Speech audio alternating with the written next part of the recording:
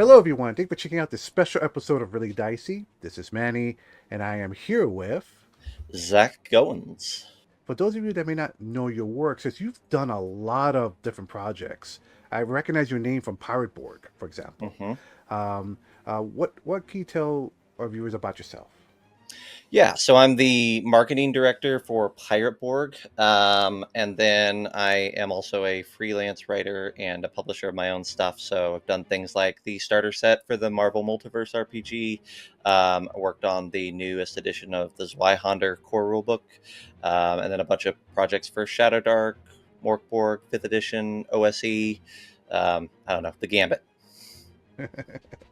And today we're going to talk about your latest project, Raptor Ruckus, Yeah. which is a Mork Borg style game set in Jurassic Park, and at least the idea of Jurassic Park, where you're. Am I correct about that? Is it similar to Yeah. that? Yeah, very much so. Yeah, it's Jurassic Park with the serial numbers filed off, right?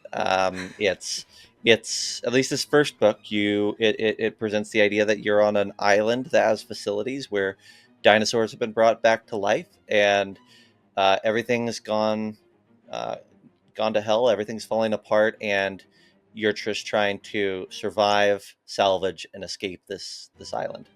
I'm really excited about this project because Mork Borg games tend to be. I don't want to say they're not kid friendly. It's not that, but whenever I Sometimes push it's the that. idea, Sure, yeah, so sometimes it's yeah. that. But so certain games like Pirate Borg, I could sometimes get away with it Yeah. if I have kids around me that are interested right at the moment to play pirates. But Yeah. something like this, it's like I could take this. It could be kids, it could be adults, it could be senior citizens, and everyone loves dinosaurs. Everyone. hmm Um, if I may ask, I mean, it seems like this is such a. I'm surprised this idea hasn't popped up before. Where, because it's almost like the invention of peanut butter jelly. Like this dinosaurs and Mork Borg are made for each other. Yeah. Um, but where did you get the idea for this? Yeah. So the story goes that I have a very good friend, Troy Sandlin, who I used to do a lot of conventions with, and we were sitting at a show a couple of years ago, and we were talking about what deserves an RPG that doesn't have one. Like, what would be like the thing? And we were tossing things back and forth, and I said Jurassic Park is definitely like at the top of the list. And he's like, "Oh, God bless him," but he was like, "That's not a game. That's like a one shot at best. Like that's like a one experience and you're out." Um, and that ended up getting stuck in my craw, right? Like Hmm. you think about that, right? You're like, is he right? And I think there's a while where I'm like, he might be right. It might just be that, but it feels like it's more than that, and it feels like if you think about like the movies, and we're talking about Jurassic Park, but obviously there's a lot. If you go to like the Kickstarter page, there's a ton of inspirations for this game, but like even to just sticking to Jurassic Park, it's like, well, the first one is escaping the island. The second one is like going back to the island with all sorts of equipment and cool stuff, and try there's an objective. And then the third one is you're rescuing somebody, so it's like a strike team sort of a vibe, right? Like, so even within those first three movies, you have three very different styles of experience of story. um, and so the more I thought about it, the more I was like, this is a game, and it's a survival game. It's a survival slash horror. It's at least in parts, definitely a suspenseful game, a game about tension.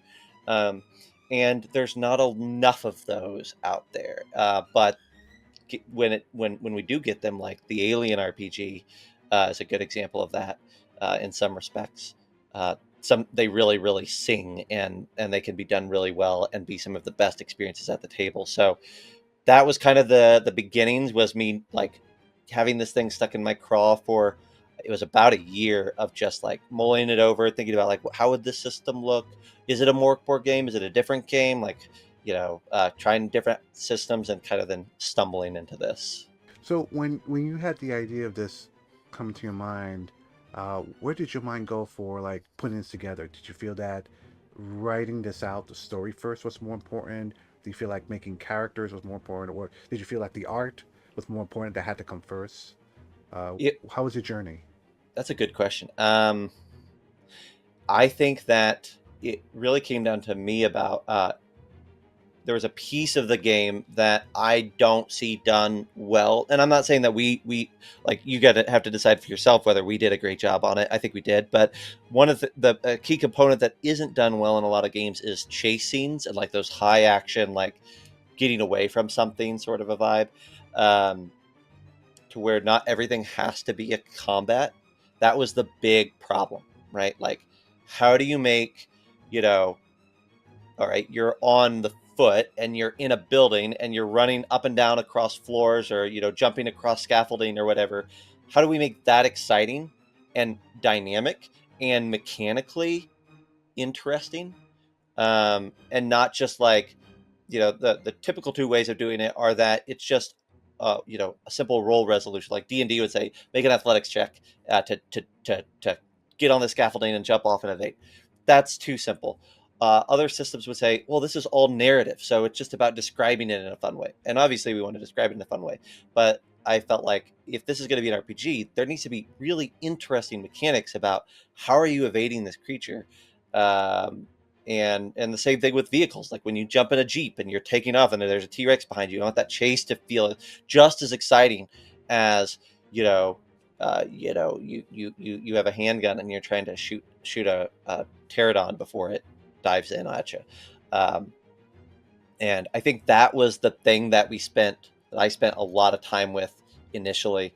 I just really tried to make sure that I felt really happy with chase scenes, evasion, maneuver mechanics, that side of it, before we did anything else.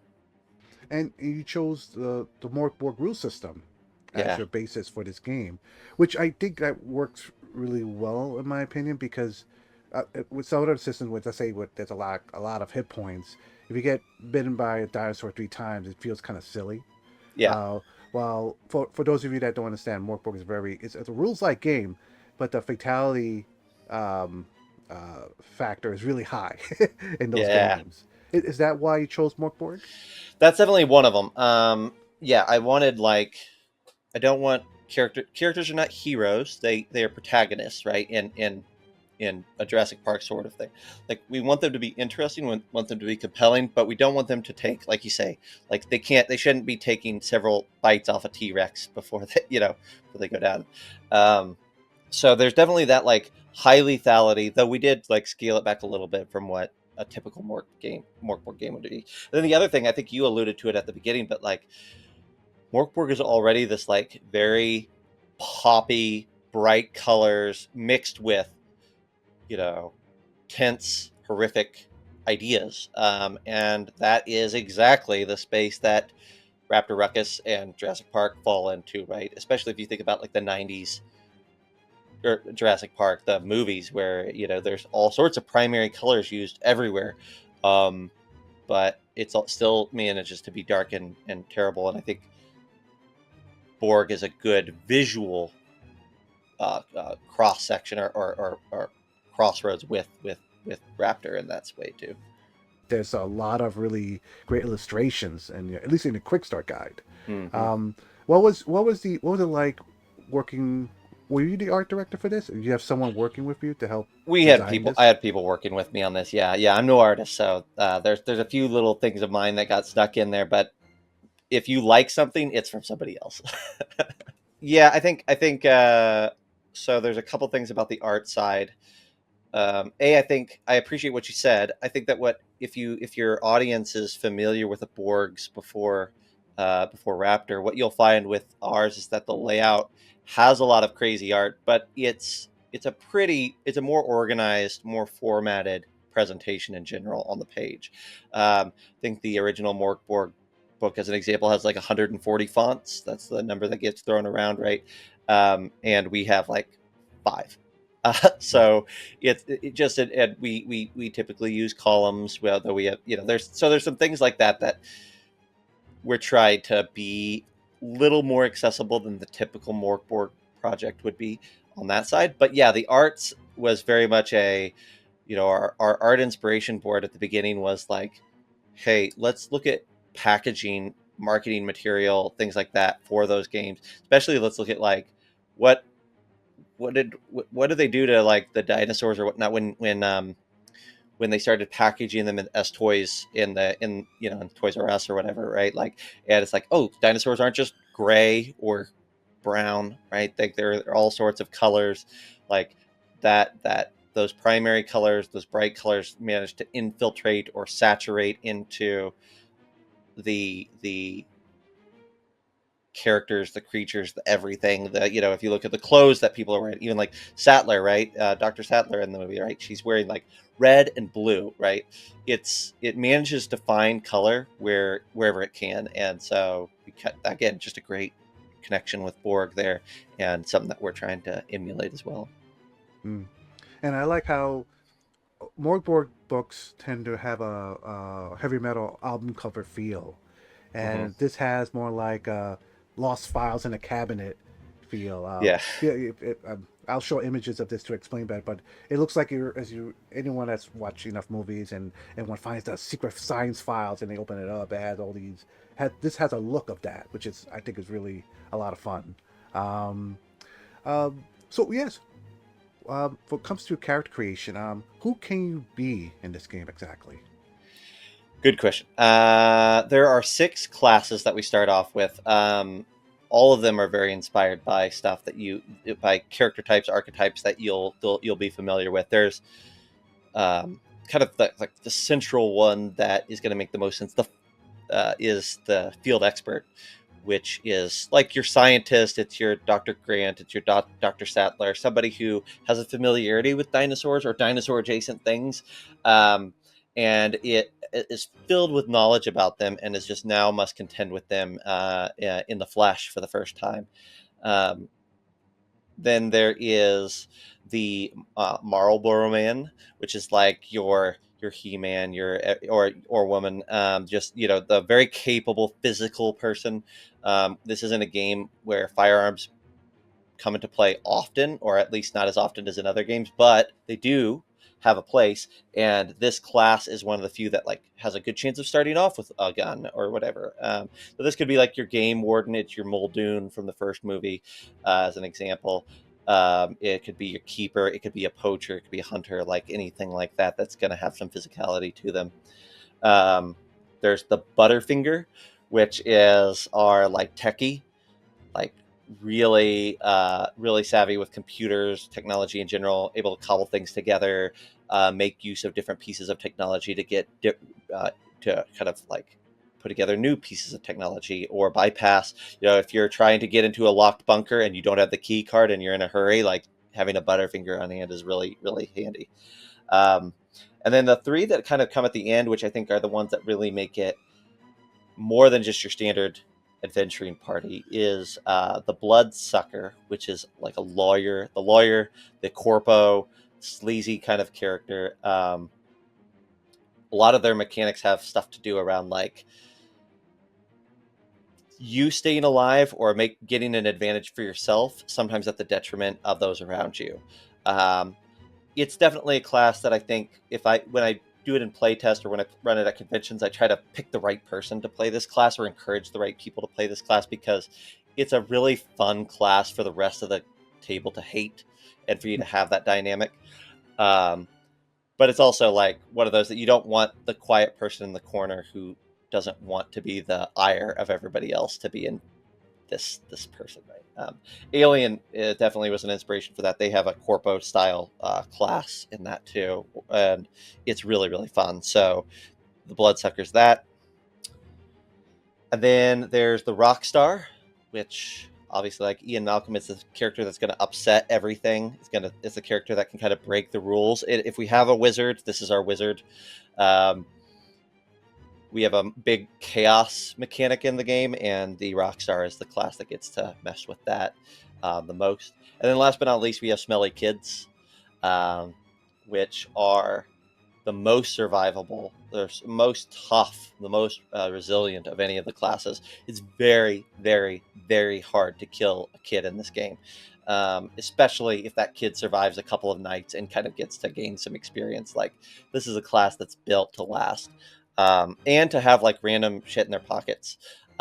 to where they could pull out stuff, that nobody was expecting them to have, kind of in the heat of the moment. And how did you get an extra handful of bullets? Where did you put those up? How did you, where did you find cigarettes? Where did you find, um, chewing gum, or protein bars, or what, all these sorts of things that could have some benefit in the moment. You never know what the smelly kid is going to have on them. So those are our 6 classes. And I think there's a really funky variety that once you start pairing those up, it makes the party feel very special and unique, and that's a lot of fun.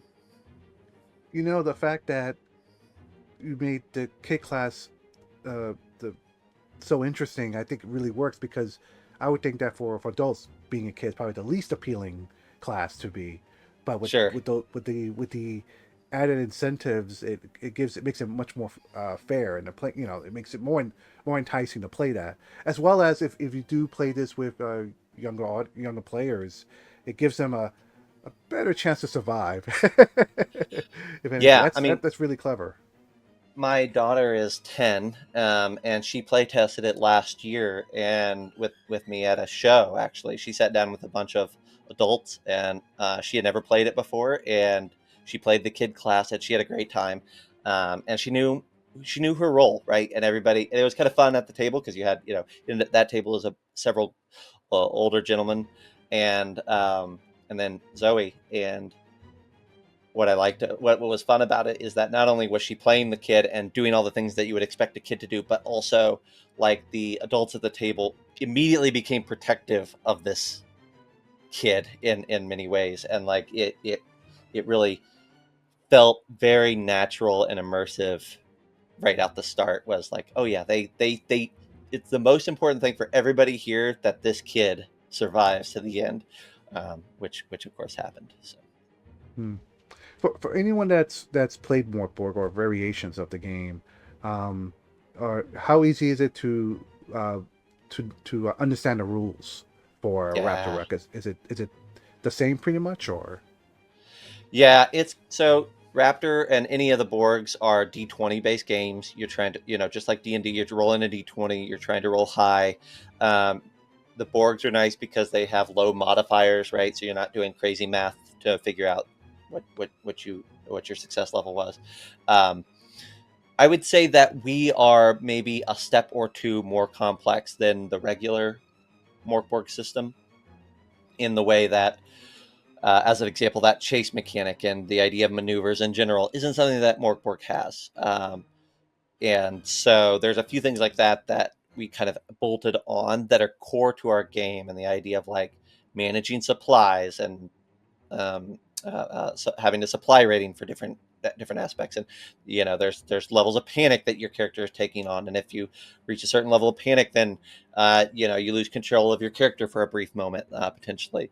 So there's like these modular bolt-on things that I think gives the game its suspense and its survival elements and aspects like that are additives. But even still, I think I told somebody, if you think about like D&D on the complexity scale, if D&D is an 8 out of 10, and maybe like a Powered by the Apocalypse game is like a 3 out of 10, I think we're like at a 5. So you're not gonna, if you know D&D, you're gonna say, oh, this is super simple. And if you're really cozy with really light mechanic games, we're not asking you to, like, get in over your head. Hmm. So let's talk about Dinosaurs. Yeah.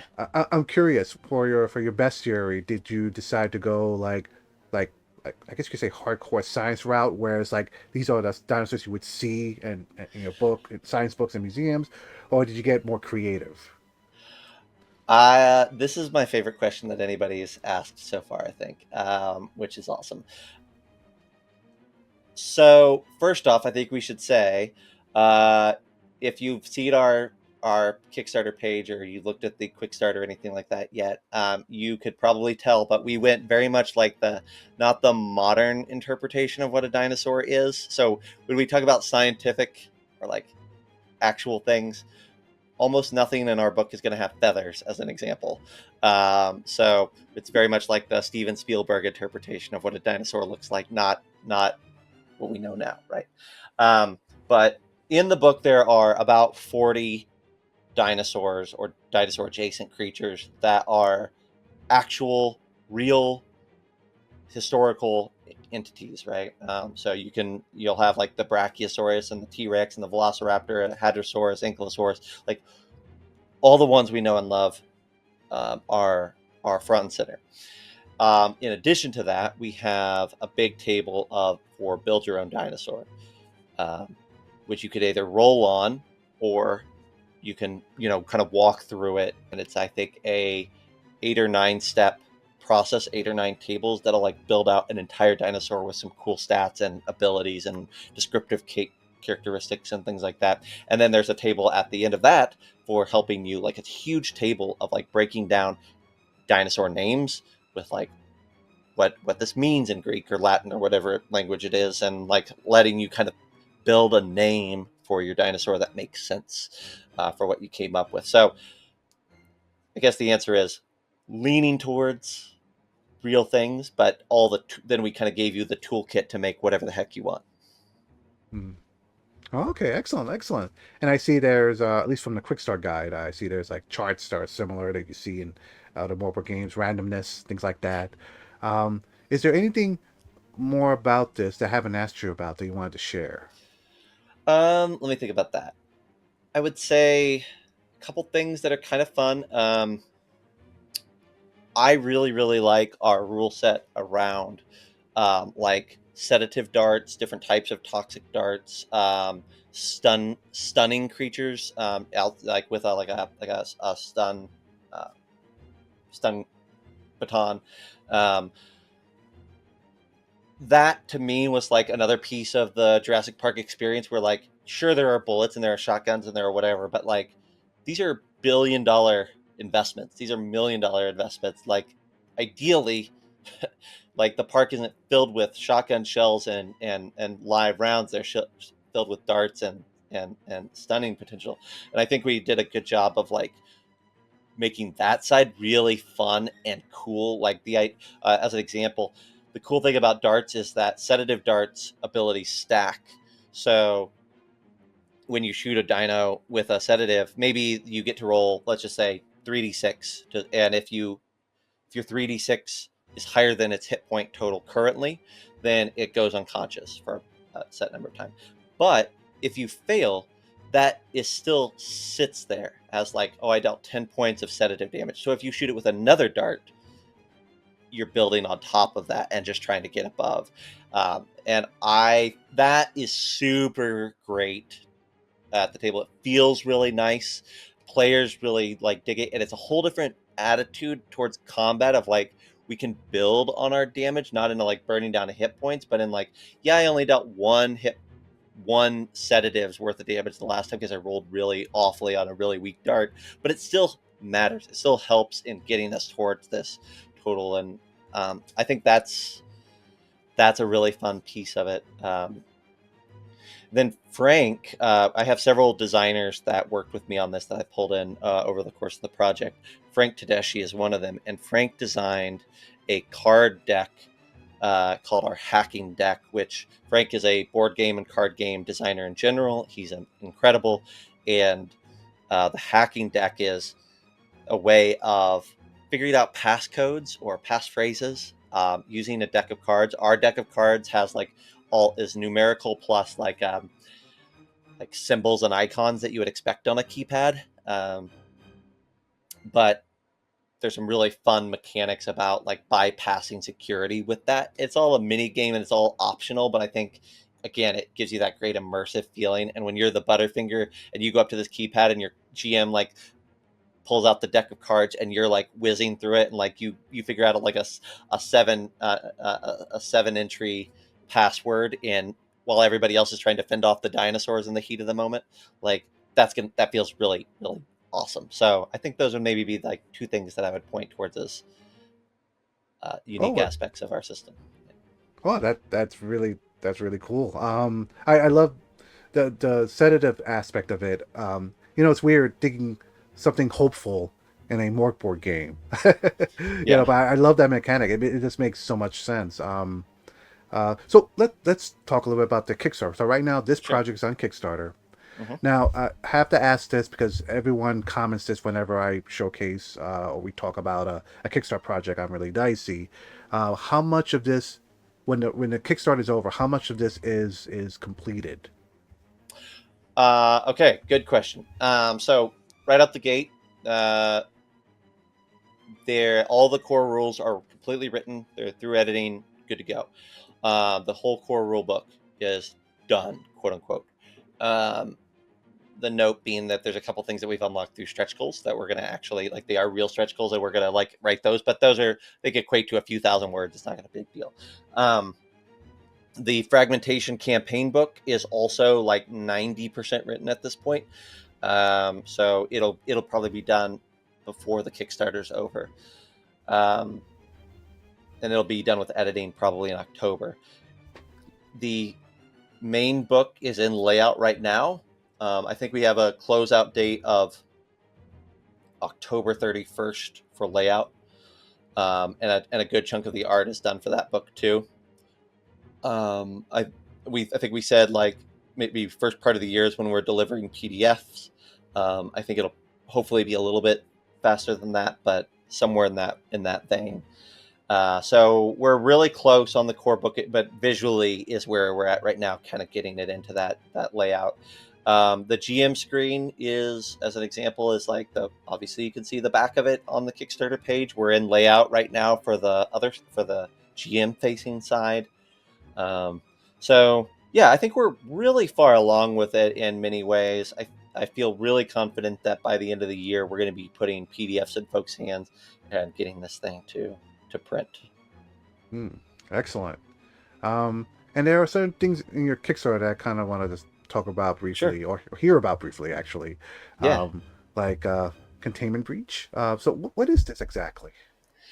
Yeah. Containment Breach is one of my very good friends in the industry, and in the wider space is John Baldisberger, who is a horror fiction writer.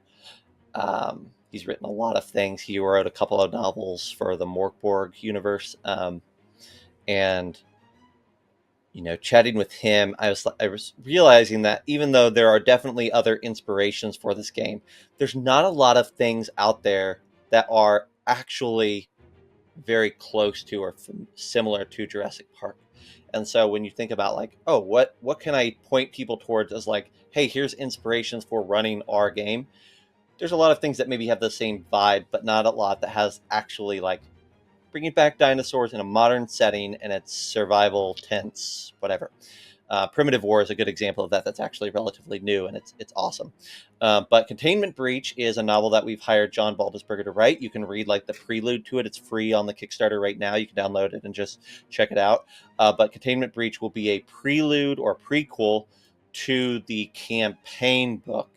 So it'll tell about the events that happened largely in the 48 hours prior to when your characters start their story in that campaign. It'll be a good book for GMs to read just to kind of get a sense for some of the NPCs that might pop up in the campaign and for the backstory of it. It'll also be a good book for the players to read just to have a meta sense for what they're stepping into on that side. And John's like I read a ton of his stuff, and I think we're scaling back his horror side a bit to where it's not as intense as what it might usually be. But I'm really, really, really, really happy with what he's put together so far. Mm. And this project, Fragmentation, that's the campaign. Yep, yep. So, well, big question. That's basically, I mean, we started with this conversation, right? Which was like, how did this project start? And it started with, that feels like it's a one shot at best, right? Like that sort of a conversation. And so, as soon as we started putting this together, one of the big like sticky notes on the board, right, on the priority board, on the brainstorming board, is like, we have to prove, we have to show how to do long story narrative in this. Borgs in general have this issue, right? Of like, I think that Pirate Borg, Cyborg, like a lot of these are Vast Grim, have the potential and give you inspiration for telling longer stories. Like, in the Pirate Borg vein, right? Like this idea of like your you're starting off as a ragtag crew, and you maybe have a small boat, a dinghy, a sloop, but there's the scalable potential of like keep continually like reaching towards getting a bigger crew, getting a better ship, then getting a second ship, then getting the third ship, and now all of a sudden every player is a captain of their own vessel, and you've got a little armada, and you're becoming notorious on the high seas. Like that's a great visual, and it's something that the book hints towards or like points towards, but nobody has given you a blueprint on how to do it yet. And so that's fragmentation for us, is saying here's how to do it. It's 8 set piece scenarios that string together in a narrative. There's a lot of open space in between them and within them to make them your own, to have that sense of discovery that we like in our OSR style games. But it still tells a narrative, and we expect, if you played through this, for it to take about 10 sessions to navigate, if you hit every set piece. And then we give guidance in there for like, hey, there's some set piece scenarios in the core book that we provide as well. Here's how you integrate those into the fragmentation campaign if you want to make it even bigger. So yeah, it's a campaign book. It tells the story of you escaping the island, potentially, and I'm really, really happy with it. It'll be like 64-ish pages when it's done. So not a massive campaign, but something that I think will show you, yeah, here's the way that you can get a lot of sessions out of these characters. And I see you have also a Quickstart zine, Genesis. Yeah. Genesis, a day off. So Genesis is kind of like our engine, or Biosin from the different Jurassic Park stuff. It's our corporation. So this scenario is in the Quickstart. It's called a day off, and it has you play not as the pre-gen class or the classes that we talked about before, but as pre-gen like workers within the park. And things go to hell on this one day, and it kind of plays through that. It could be like a prequel to your campaign, or you could carry these characters forward. But the Kickstarter exclusive aspect is Quickstart is digital only. It's got all these rules in it. This is going to be just the adventure with the pre-gens from the Quickstart, and we're going to do a special treatment to the cover where it's going to have like metallic inks on it. And kind of dress it up in a nice way to where it won't be able to be picked up elsewhere in this format. And the Quickstart, so this and then the Quickstart itself, is that available through the Kickstarter right now, or? Yep, Quickstart will be free indefinitely. Like it'll be a free PDF that you can always grab. I think it's right now like 46 or 48 pages. It's got all the core rules in it for how to play the game. It doesn't have all the character creation stuff because we use pre-gens, but it lets you know how to run the game. And then the adventure in the back has several different dinosaurs for you to interact with. And we have some vehicle stats in here and all sorts of things to where you're going to get the full experience of what it feels like at the table. And I have to say, the Quickstart guide is very well made. When I first received this from Brian Collin, for those of you who don't know, Brian Collins, the creator of Vast Grim and some other great RPGs, I thought this was the full book. The art was that good, and then it's wonderfully put together. One of the best Quickstarts I've seen in a while, definitely. Oh, thanks. So right now this is on Kickstarter. Is there anything more about what you're presenting there? I think the only things that we really haven't touched on that are exciting to me, there's a packet of set piece scenarios. There's a 4-pack. These are like, you could call them one shots. They definitely feel that way when you read them. A few of them though would very naturally fit into the fragmentation campaign to like expand it out. But each one of those is written by one of the 4 main designers of different pieces of our game. So you're getting that designer's own exciting, what excites them the most about the game, or like what weird direction would they take it or whatnot. So Eric Lillard, as an example, Ray, he wrote an eldritch, weird, like almost Cthulhian vibe scenario with dinosaurs. That's very much like a great one-shot vibe. Um, Mine it deals with like cryogenics, and if you like that like weird like pseudoscience angle of like flash freezing things and then like bringing them back through microwaves, like you're gonna have fun with that side of it. So if you like that sort of like one-off takes or just extra things to wedge in, I think that would be a good note. And those all have their own style of art, their own vibe, so they're four very unique presentations. And then the last thing I'd point towards is we have some minis on the page, and I adore them. I'll show, since we're on camera. I'll show you. Like, this is the T-Rex that we have on the campaign page, which is quite substantial. If you're listening at home, um, if I put a mini next to this, it comes up to about the T-Rex's knee at like a 28 millimeter mini. And we have a T-Rex, a Spinosaurus, like a zombified, rotting T-Rex, and then a Raptor pack. I'm really, really proud of those. Those have been designed for our campaign by our friends at Critical Crafting. And you can get the STLs or the resins and start off your own like dino pack for games at the table. Hmm. Well, excellent. I would put a link to the Kickstarter and anything else that we've talked about in the description below this video. Um, Before we wrap up, one last question.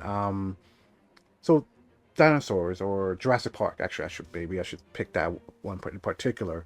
It seems like we have this as a society. We have this fascination about dinosaurs appearing in modern times, and it's Jurassic Park is interesting where the first three movies sort of dealt with that, and then it's been soft rebooted, and then it happened again with Chris Pratt for three more movies, and now Mm-hmm. there's another soft reboot again where we're going back to the island.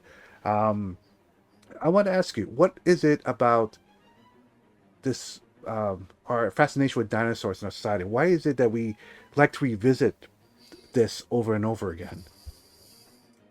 Uh, it's probably different things for different people at different stages. Like, I think there's definitely like we want what we can't have sort of a thing sometimes, right? Like the idea that something is extinct and we're never going to see it again is a very frustrating idea. And the cool thing about movies is that we can get a sense for those, right? So I think that's part of it, is that it's this locked away thing that this is our only way of accessing. Um, I think also just the idea that like there's nothing there. We can understand the familiarity of a dinosaur, like as a reptile or as a bird or whatnot. We can have like a reference point for it, but there's nothing quite like a dinosaur that exists today. And I think that like wonder of like this was here, and we're just a handful of million years removed, but it still was here. It was on planet. We can see their bones. We can like we're close enough to touch, almost, right? Like that sort of a vibe is really inspiring in that way. Yeah, I think it's that level that it is a real thing. It's not make believe. This is something that existed, that seems like it should be fantastical or science fiction, but it's 100% real. And I think that it's getting more and more exciting because there are the potentials of, we see it all the time. Like there are the potentials of maybe a T-Rex is a long time in the future, but like there's, we live in a world where it's not impossible that myself or you, Manny, will see a mammoth or a mammoth-esque thing be brought back into existence within our lifetime. And I think that also, like that fuel of possibility, is like really feeding what is, I think, starting to become a frenzy with, if you think about like just the movies you described, plus also like there's a really great successful animated series that has come out and had several seasons, and then even things like Primitive War, which should not work, right? Like it's dinosaurs in Vietnam, a very horror setting, in a war setting. The book is incredible. The movie is great, and it's the best reviewed dinosaur movie since Jurassic Park. Like that's crazy. And I think that's because there is something here, and people do like, we are in this point of like enthusiasm and excitement and seeing that there's a potential, like maybe there's a way for us to work with science, and like there's a way that we can bring back something like this. Anyhow, I don't know, I probably rambled, but it's exciting.